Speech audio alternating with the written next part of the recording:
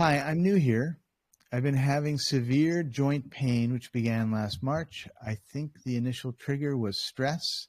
And, in our fibro support group, so many people are talking about their stress. I mean, Yep. it's rare that it's, oh, I'm relaxed and I've had this pain. It's not like, no, they're constantly triggered about different things, and their stress is through the roof and never stops. I think the initial trigger was stress, and that turned into grief when my mother passed away in May. And now December, my doctor put me on low dose LDN 2 Naltrexone. months ago. I still need to take Aleve, Aleve, Yeah, every it's pronounced 12 Aleve hours, here. Yeah. Aleve, to function, because without it, the pain is very bad. I'm reading the GAPS book and No Grain, No Pain, and hoping to do whatever I can to help my body heal. Has anyone had positive results using a detox foot bath?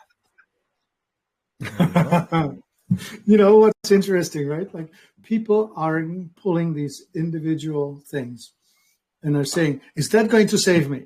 It's sort of like taking a car apart and like, okay, I'll take the carburetor, well, these days, the ignition system, and not ignition, injection.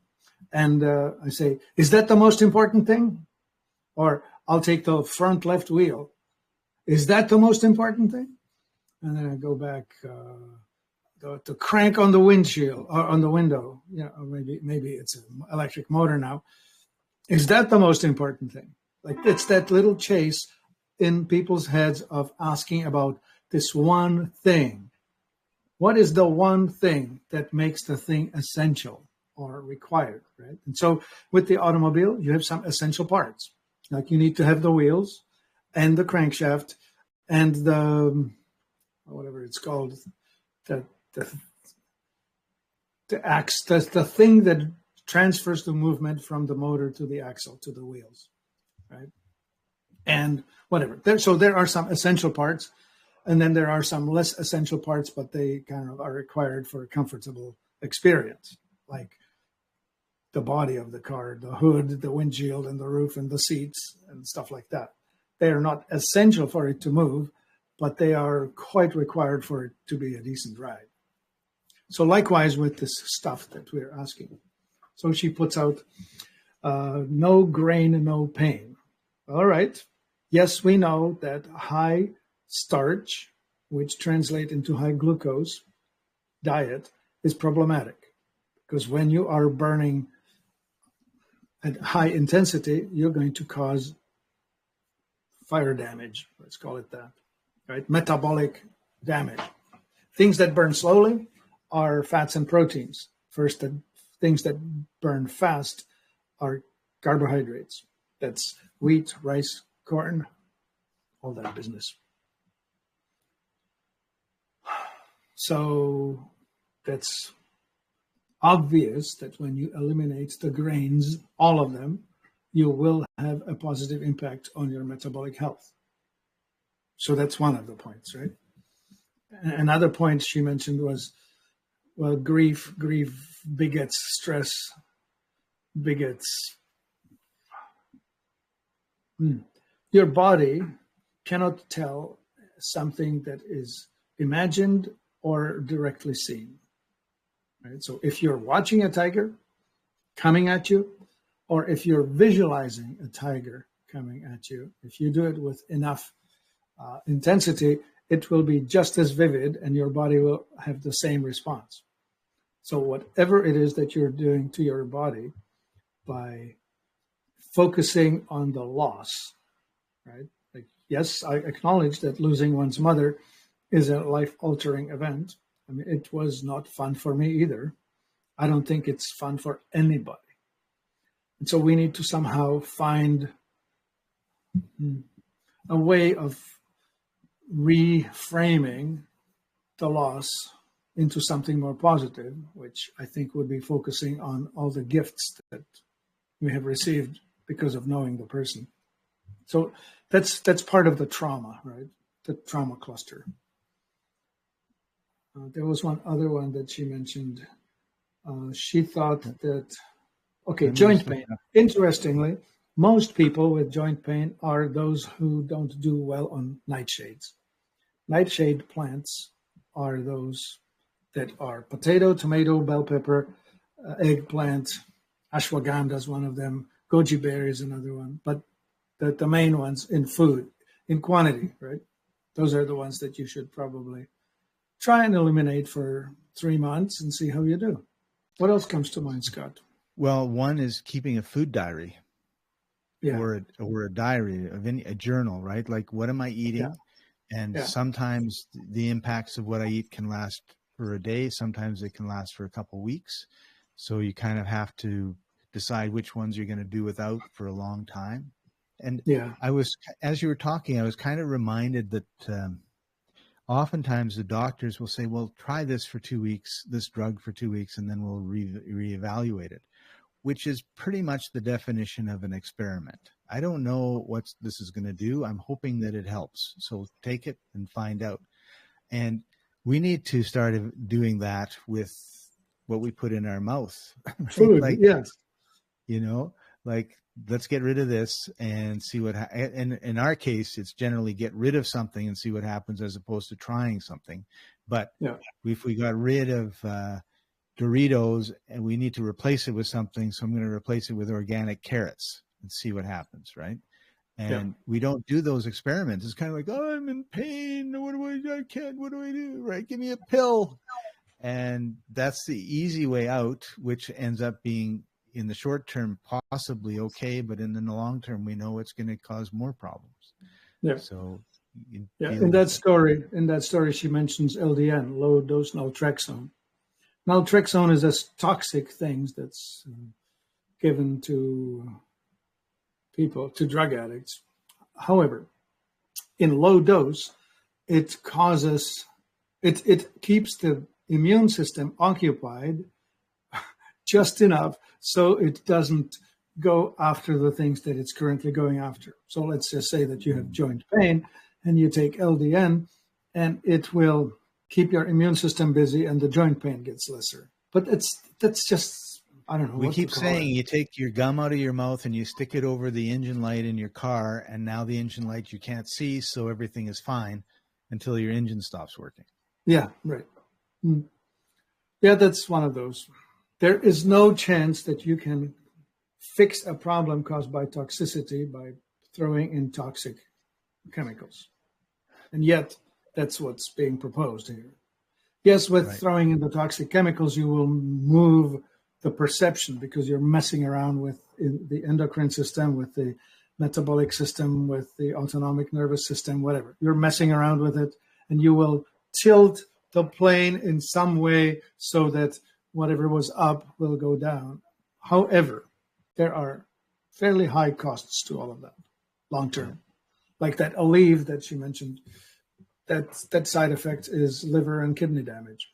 So how long do you want to put up with it? Not good. Right? We see a lot of liver problems and a lot of kidney issues that people have. Okay, so I should turn to a solution, right? The solution is not the one thing. I started with describing the car. You need to do all of it. And we are right back to toxicity, malnutrition, stagnation, and trauma. You could start with trauma. Go find yourself somebody who will help you with, I don't know, quantum healing or body talk or some such EFT, neuro-linguistic programming, some method other than talking therapy, other than psychotropic drugs. Or maybe, those. Don't buy antidepressants. That's not the ticket. You need to deal with the cause for the need for that. So that's one.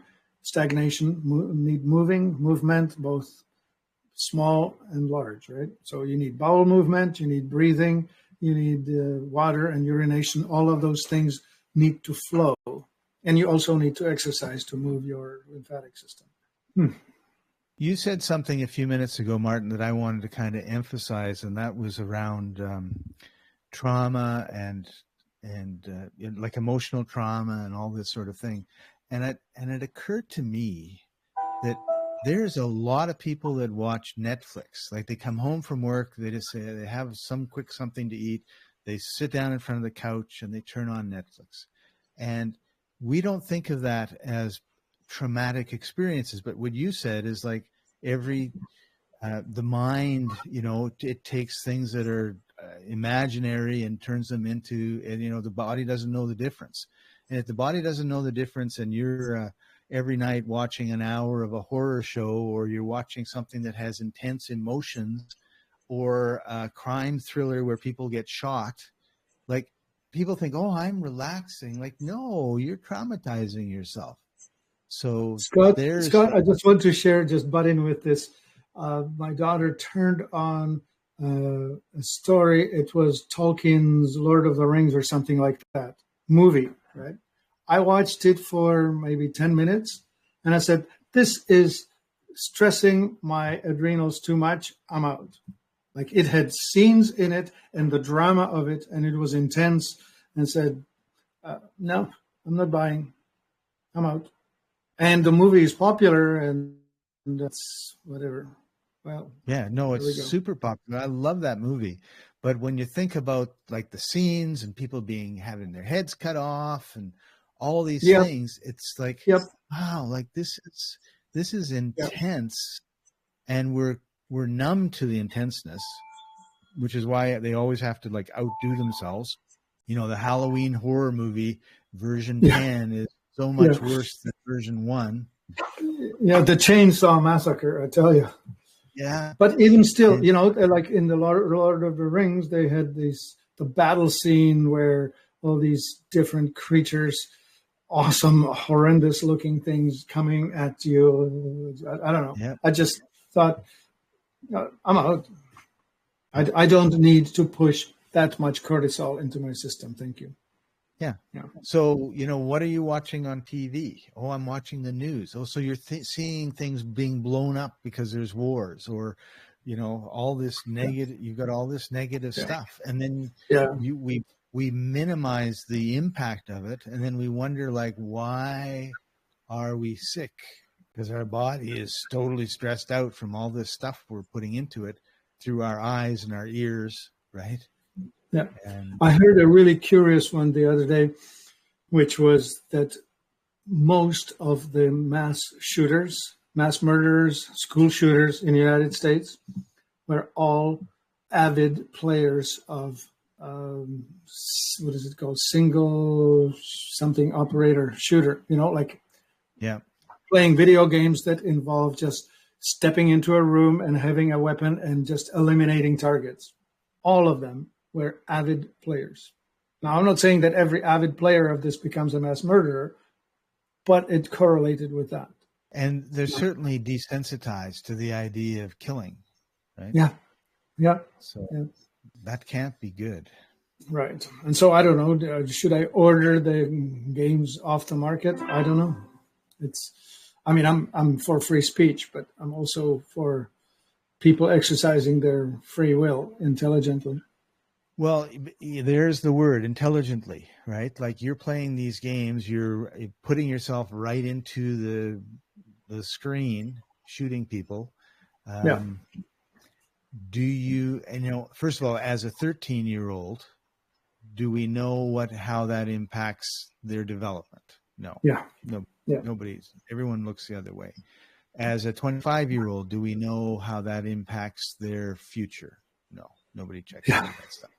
Right. So, and nobody sits down with parents and says, listen, 5 hours of shoot 'em up games a day is really unhealthy for your child. Nobody says that. Right? The parents are people say that, but it's just not really right in front of us in a loud way. Right. So it's not, no, you're not supposed to smoke because it's going to give you lung cancer. Everybody knows that, but nobody knows that if you play video games 10 hours a day, you're going to be socially inept and blah, blah, blah, blah, blah, blah, blah, all this stuff, right? And maybe you'll be fine. Who knows? But what we know is that the constant stress that people are putting themselves under is causing their bodies to break down. fact that they are not getting they're not detoxing, the fact that they're not eating they're not eating real food adds to the, they're all parts of the problem, right? Like one of the things you keep saying is everyone wants this magic bullet. Well, they also want to know what caused it. Well, it's not a what, it's a whole bunch of what's that causes it. Yeah. Yet the camel doesn't care one bit of what's in the bags that you're loading on him. And then the last bag, the last straw, and off it goes.